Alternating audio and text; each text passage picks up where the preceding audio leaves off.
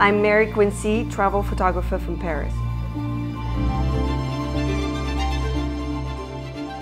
The light is a major aspect for me for summer photography. If it's a bright sunny day, you gotta underexpose the photo you take so that you can get it back with the editing part.